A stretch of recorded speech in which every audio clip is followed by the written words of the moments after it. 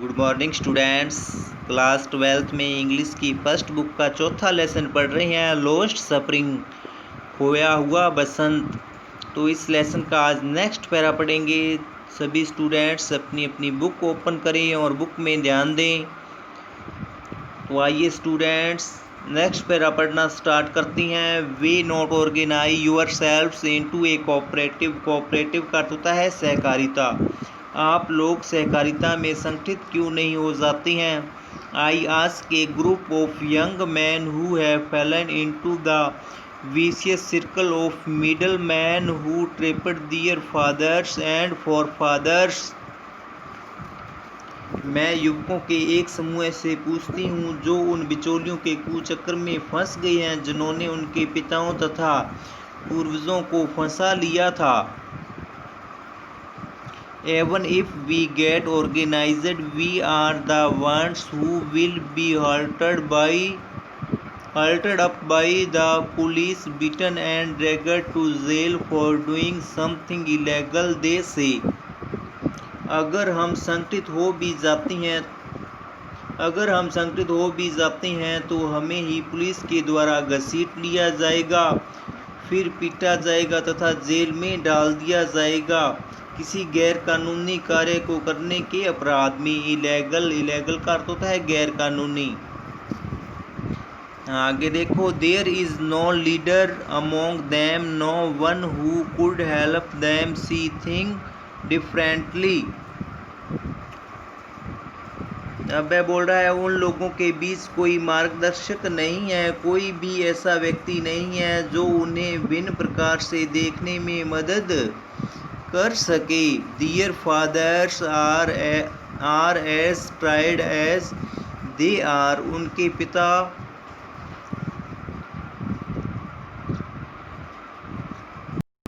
वह बोल रहा है उनके पिता इतने थके हुए हैं जितने कि वे स्वयं थक चुके हैं। They talk endlessly in a spiral that moves from poverty to apathy to greed and to injustice। वे अंतहीनता के साथ उत्तरोत्तर बोलते चले जाते हैं, गरीबी से उदासीनता, उदासीनता से लालच तथा अन्याय के बारे में।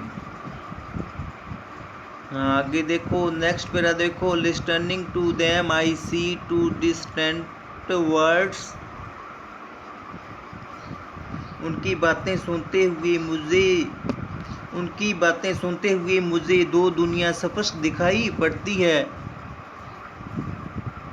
One of the family caught in a wave of poverty, burdened by the stigma of caste in which they are born, the other a vicious circle of the sahukars, the middlemen, the policemen, the keepers of law, the bureaucrats and the politicians। एक परिवार की दुनिया जो गरीबी के जाल में फंसी है तथा जन्म की जाति के कलंक से दबी है।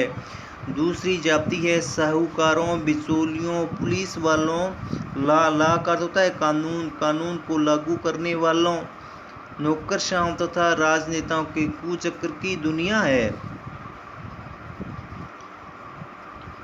और वह इसमें बोल रहा है कि दोनों ने मिलकर बच्चे पर ऐसा बोझ लाद दिया है जिसे वह उतार नहीं सकता है।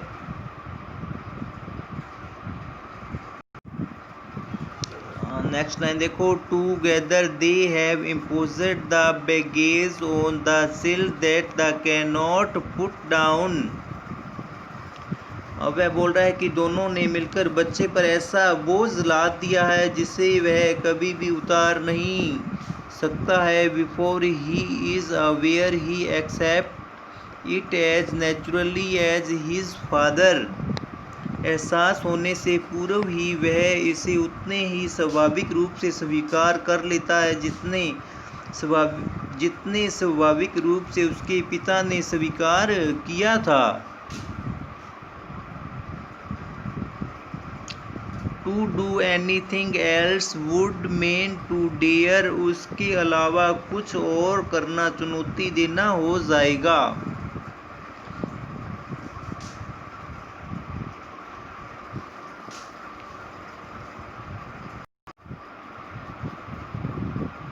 कि देखो, and daring is not part of his growing up, और चुनौती देना उसके बड़े होने का हिस्सा नहीं है। When I sense a flash of it in Mukesh I am cheered, जब मैं मुकेश में इस बात की क्षणिक चमक देखती हूँ तो मैं प्रसन्न हो उठती हूँ। I want to be a motor machine, he repeats, मैं एक मोटर सुधारने वाला मिस्त्री बनना चाहता हूँ, वह दोहराता है।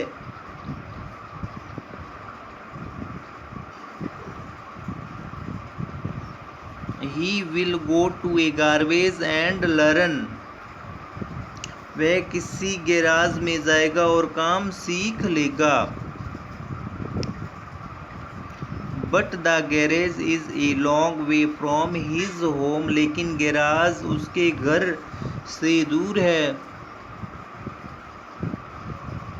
I will walk, he insists, मैं पैदल चल लूँगा, वह जोर देकर कहता है।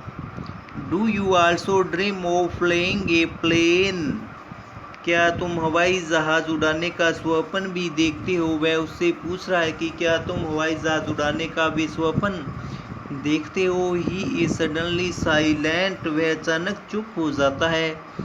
No, he says, staring at the ground, नहीं, वह कहता है जमीन की ओर घूरते हुए। In his small murmur there is an